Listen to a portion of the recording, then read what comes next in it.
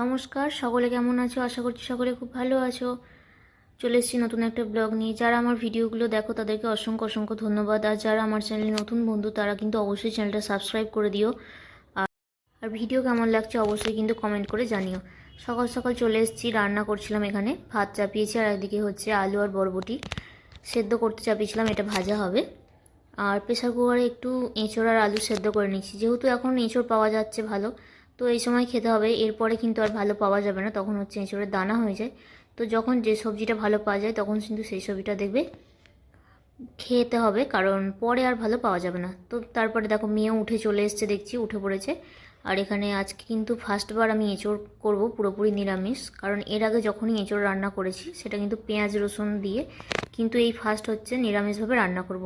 তো একটুখানি ভাবছিলাম যে কীরকম হবে জানি না, তবে অনেকের ভিডিও তো দেখেই, মানে যারা ইসকন ভক্ত তো তারা তো সারা বছর নিরামিষই খায়, তো তারাও তো এঁচোড় রান্না করে, নিশ্চয়ই খেতে ভালোই হয়। তো সেইভাবে আজকে রান্নাটা করছি। ফার্স্টে তেলে তেজপাতা, পাঁচ ফোড়ন আর একটু শুকনো লঙ্কা ফোড়ন দিয়েছিলাম। গোটা গরম মশলা দিলেও হতো, কিন্তু আমি পরে দেবো বলে আর দিইনি। তো এখানে ভালো করে মশলাটা কষিয়ে নিয়েছি। এবার করব কি, এঁচোড়ার আলুটা দিয়ে দেবো। তো এঁচোড়ার আলুটা দিয়েও কিন্তু খুব ভালো করে কষিয়ে নিয়েছিলাম। আর সমস্ত গুঁড়ো মশলা আর একটু আদা, কাঁচা লঙ্কা, টমেটো হচ্ছে মিক্সিতে বেটে নিয়েছিলাম। তো সেই সব কিছুই দিয়েই কিন্তু খুব ভালো করে এখন কষিয়ে নেব। আর তারপরে পরিমাণ মতো জল দিয়ে দেবো। জলটা দিয়েও কিন্তু বেশ কিছুক্ষণ ফুটিয়েছিলাম, প্রায় মিনিট 10-15। তো তারপরেই নাবিয়ে নিয়েছিলাম এঁচোড়। তো দেখো এখানে এঁচোড়টা মোটামুটি পুরোপুরি কষানো হয়ে গেছে, আর আলুটাও এবার আজকে খুব ভালো সেদ্ধ হয়ে গেছে। তো এর থেকেও বেশি কষাতে গেলে আলু কিন্তু পুরোপুরি ঘেঁটে যাবে, তো ওই জন্য আর বেশি না কষিয়ে এখন জল দিয়ে দিচ্ছি। তো এখন হচ্ছে এঁচোড়টা ফুটবে, আর তারপরে নামিয়ে নেব একটু ঘি আর গরম মশলা দিয়ে। আজকাল ধনে পাতা ছিল না, নাহলে একটু ধনে পাতা দিলেও কিন্তু খুব ভালো হতো। আর এঁচোড়টা বিশ্বাস করো নিরামিষ রান্না হলেও এঁচোড়টা কিন্তু খুব ভালো খেতে হয়েছিল। ফার্স্টে ভেবেছিলাম হয়তো খেতে ভালো হবে না, কিন্তু না, এঁচোড়টা খুব ভালো খেতে হয়েছিল। আর এখানে যে পাকা আমগুলো আনা হয়েছিল সেখান থেকে একটা আম দেখে দেখে নিয়েছিলাম, যেটা একটু শক্ত ছিল। তো সেটাই আজকে একটু চাটনি বানাবো। আগের দিন কাঁচা আম আনা হয়নি, ওই জন্য পাকা আম দিয়েই আজ মানে চাটনি করে নেবো। তো এখানে বরবটিটাও সেদ্ধ হয়ে গেছে, নামিয়ে নিয়েছিলাম। আর এখন আমটাও কেটে নিচ্ছি, মানে চাটনিটা বসাবো বলে। আগে বরবটিটা ভাজবো, তারপরে চাটনি করব। তো এখানে তারপরে মেয়েকে বলেছিলাম যে ছাদে যেগুলো পাখিকে খেতে দেওয়ার জল সেগুলো আছে কিনা দেখতে, রেগুলার সকালবেলা দেওয়া হয়। তো এখানে খুব অল্প হয়ে গেছে, যেহেতু সারাদিন প্রচুর রোদ থাকে, তো জল তো কমে যাবে, এটা স্বাভাবিক। তো চলো এখন হচ্ছে মেয়ে এগুলোতে জল দিয়ে নেবে। আর আগে এগুলো ভালো করে একটু ধুয়ে নিতে হবে, তারপরেই আর কি জল দেবে, যেহেতু নোংরা হয়ে যায়। তো 2-1 দিন ছাড়া ছাড়া এগুলো একটু ধুয়ে দিতে হয়। আর ওর বাবা এখনও কিন্তু ঘুম থেকে ওঠেনি, শুয়ে আছে।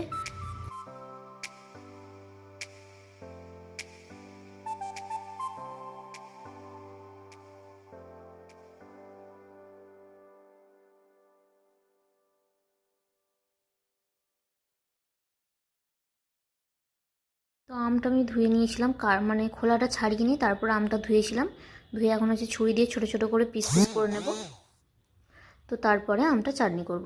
আর যেহেতু পাকা আম, তো জানি না কীরকম হবে, তবে খেতে পরে দেখলাম ভালোই হয়েছিল। এর আগেও করেছিলাম, কিন্তু সেই আমগুলো এত পাকা ছিল না, অল্প কাঁচা ছিল।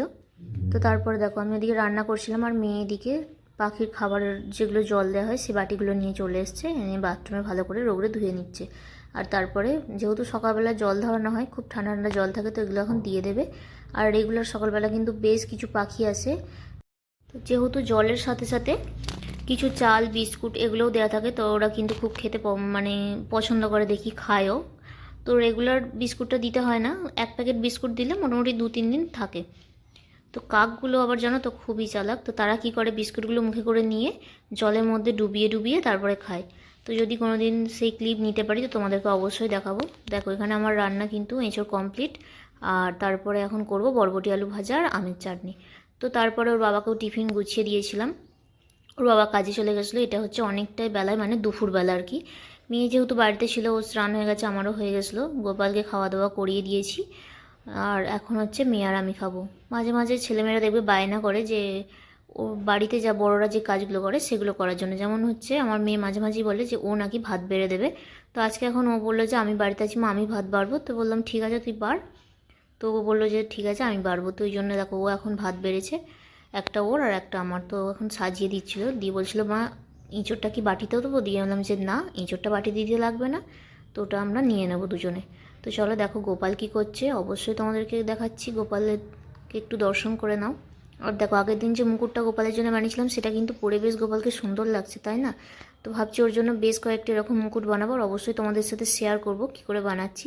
তো তার আগে বেশ কিছু ওই স্টোন বা পুঁথি এগুলো কিনে আনতে হবে, তো ওগুলো কিনে নিয়ে এলে তারপরেই বানাবো। তো এই দেখো সন্ধেবেলা, দুপুরবেলা তো খাওয়া দাওয়া করে শুয়ে পড়েছিলাম, এটা সন্ধ্যের ঠিক কিছুক্ষণ আগে। তো মেয়েকে ডাকলাম যে উঠে পড়।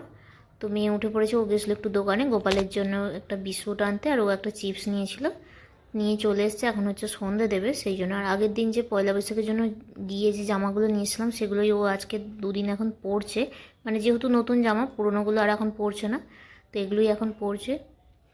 তো এগুলো পরলে যেন তো একটু ছেলে ছেলের মতো দেখতে লাগছে, তো ওই জন্যই হয়তো ওর পছন্দ হয়নি। তো যাই হোক, এখন সন্ধে হয়ে গেছে, ও দিয়ে নেবে সন্ধে, তোমরা দেখতে থাকো।